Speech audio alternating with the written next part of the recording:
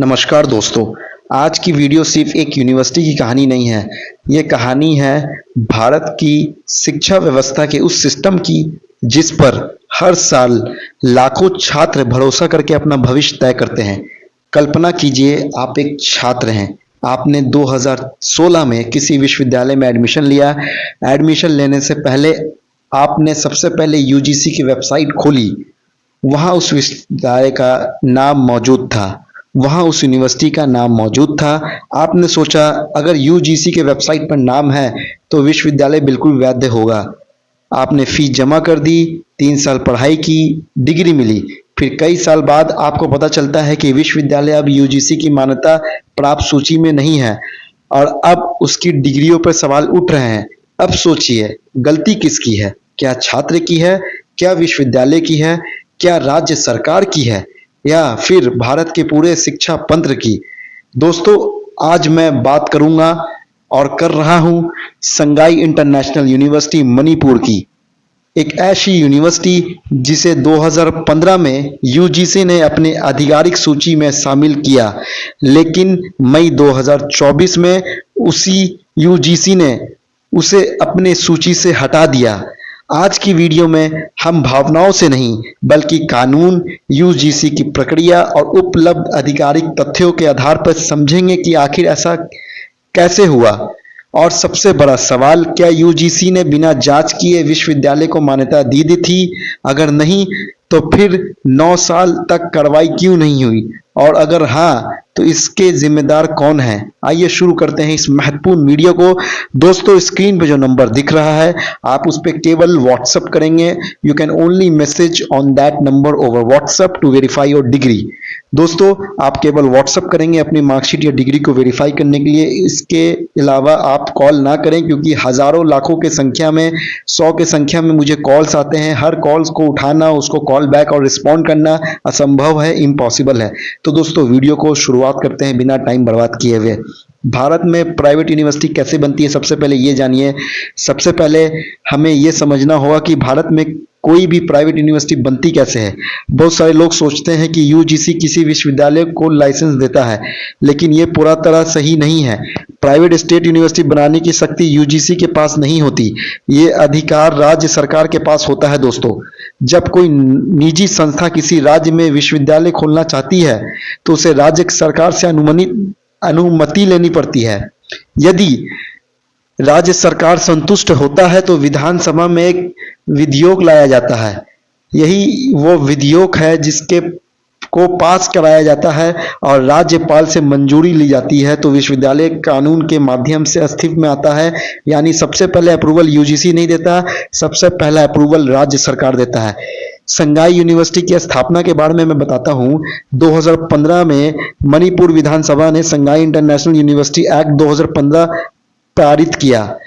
यही कानून इस विश्वविद्यालय की कहानी बनी, मतलब कि यही कानून इस विश्वविद्यालय की कानूनी नींव बनी। उस समय इसे मणिपुर का पहला प्राइवेट यूनिवर्सिटी बताया गया। विश्वविद्यालय ने दावा किया कि आधुनिक कैंपस, उस शिक्षक हॉस्टल, जो वहाँ के प्रोफेसर्स हैं, टीचर्स हैं, वो अनुभवी हैं। उनके पास प्रोफेशनल कोर्स चलाए जाएंगे जैसे कि BA, BSc, BCom, MBA, MSc, MA, MCA, engineering, PhD जैसी पढ़ाई होने लगी। इतना ही नहीं, इसे पब्लिक प्राइवेट पार्टनरशिप यानी पीपीपी मॉडल का भी विश्वविद्यालय बताया गया। उस समय प्रचार के माध्यम से यह बताया गया कि ये विश्वविद्यालय जो है आधिकारिक रूप से सारे मापदंडों पे खरा उतरता है। अब सबसे बड़ा सवाल, यूजीसी ने आखिर इसे अपने वेबसाइट पर क्यों डाला? क्या यूजीसी की टीम वहां गई थी? क्या उन्होंने हर क्लासरूम देखा? क्या उन्होंने हर शिक्षा का, वहाँ जो शिक्षक हैं, टीचर्स हैं, प्रोफेसर हैं, उनका इंटरव्यू लिया? दोस्तों, इसका जवाब है नहीं। और यही बात अधिकांश लोग नहीं जानते। यूजीसी जब किसी स्टेट प्राइवेट यूनिवर्सिटी को अंडर सेक्शन 2F के अंतर्गत सूचीबद्ध करता है तो उसका आधार मुख्य रूप से राज्य सरकार द्वारा कानून से तय होता है। यूजीसी ये देखता है क्या विश्वविद्यालय कानूनी रूप से स्थापित हुआ है, क्या विधानसभा में कानून बनाया गया, क्या जो अधिनियम है वो वैध है। यदि उत्तर हाँ है तो विश्वविद्यालय का नाम सूची में जोड़ दिया जाता है यूजीसी के वेबसाइट पे। यहाँ से लोगों को सबसे बड़ी गलतफहमी होती है।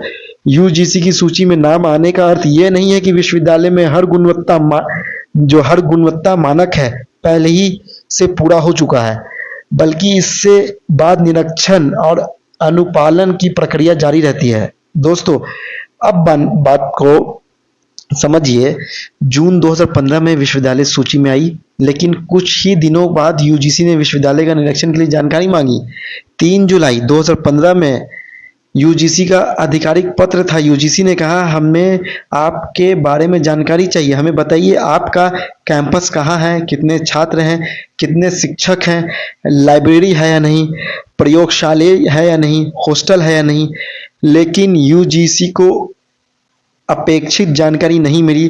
फिर अगस्त 2015, अक्टूबर 2016, मार्च 2019 और जनवरी 2021 लगातार कई वर्षों तक यूजीसी पत्र भेजता रहा संघाई इंटरनेशनल यूनिवर्सिटी में, लेकिन यूनिवर्सिटी लगातार अनुपालन नहीं कर पाया। यहीं से मामला गंभीर होता है। बहुत से लोग कहते हैं यूजीसी ने 9 साल इंतजार क्यों किया? उत्तर है कानून। भारत में कोई भी नियमित संस्था किसी भी विश्वविद्यालय को बिना प्रक्रिया के अपमाय के, मतलब कि किसी भी बिना सबूत के यूनिवर्सिटी को बंद नहीं कर सकते हैं। उससे पहले कोई नियम है, कोई प्रकार, इसका पालन करना पड़ता है यूजीसी को। पहला उसको नोटिस भेजना पड़ता है, नोटिस भेजता है यूजीसी, फिर जवाब का जो है इंतजार करता है, फिर उसको कॉज नोटिस बोलते हैं, जिसको कि अंतिम चेतावनी, फिर उसको नोटिस भेजता है, रिमाइंडर नोटिस भेजता है। यदि यूजीसी ने नोटिस अगर नहीं भेजा होता तो पहले ही यूनिवर्सिटी को बंद कर दिया जाता, मगर यूजीसी ने टाइम टू टाइम नोटिस भेजा, मगर वहां से विश्वविद्यालय तरफ से कोई भी जवाब सही तौर पे यूजीसी को नहीं मिली, इसलिए यूजीसी ने इस पे कड़ा एक्शन लिया। दोस्तों, मैं आपको ये भी बता दूं, 19 दिसंबर 2023 में यूजीसी ने अंतिम शो कॉज नोटिस जारी किया। इसका सीधा अर्थ था, हमें बताइए कि आपकी मान्यता समाप्त क्यों ना कर दी जाए। इस नोटिस की प्रति मणिपुर सरकार के उच्च शिक्षा विभाग को भी भेजी गई। उम्मीद थी कि विश्वविद्यालय अपना स्थिति स्पष्ट करेगा, लेकिन उपलब्ध आधिकारिक जानकारी के अनुसार यूनिवर्सिटी से कोई जवाब नहीं आया। दोस्तों, आखिरकार मई 2024 में यूजीसी ने संघाई इंटरनेशनल यूनिवर्सिटी को सेक्शन 2F की सूची से हटा दिया। इसका अर्थ था, अब विश्वविद्यालय यूजीसी के मान्यता प्राप्त विश्वविद्यालय की सूची में नहीं है, उसे आगे डिग्री प्रदान करने का अधिकार नहीं है।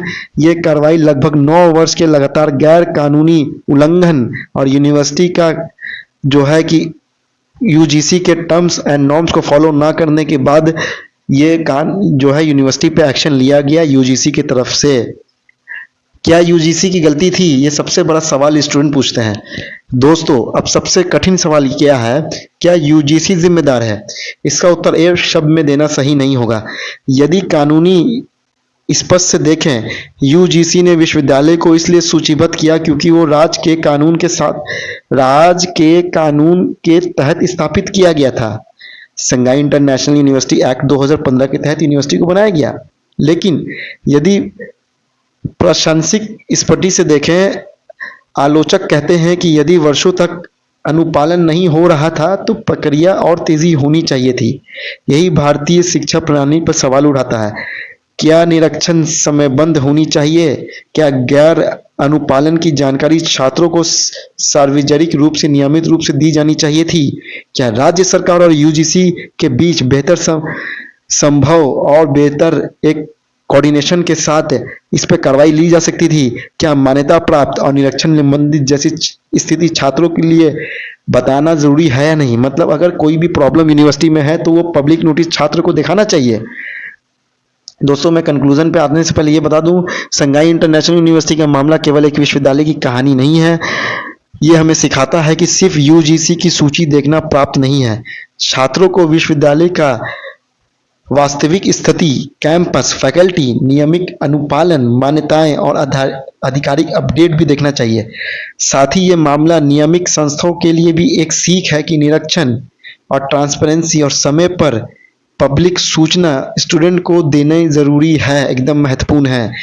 दोस्तों, मैं आपको बता दूं, संघाई इंटरनेशनल यूनिवर्सिटी की वेबसाइट भी बहुत सारी गूगल पे चल रही है। एक यूनिवर्सिटी की 3 से 4 वेबसाइट की हुई है। आप खुद समझदार हैं, आपको समझाने की जरूरत मुझे नहीं लगता है ऐसा इंपॉर्टेंट है। अगर आपको ये वीडियो पसंद आई है वीडियो को लाइक करिए, अपने दोस्तों के साथ शेयर करिए और चैनल को सब्सक्राइब करना ना भूलें। अगर आप चाहते हैं कि अगली वीडियो में किसी अन्य विश्वविद्यालय की यूजीसी फाइल, आरटीआई रिकॉर्ड या कानूनी स्थिति और वास्तविक इतिहास का पूरा तरह से गहराई के विश्लेषण किया जाए तो उसका नाम कमेंट में ज़रूर लिखें। किस विश्वविद्यालय पे मेरी टीम वीडियो बनाएगी ये आप कमेंट में ज़रूर बता दें। धन्यवाद दोस्तों, मिलते हैं अगली वीडियो में, तब तक के लिए खुश रहें। जय हिंद, जय भारत।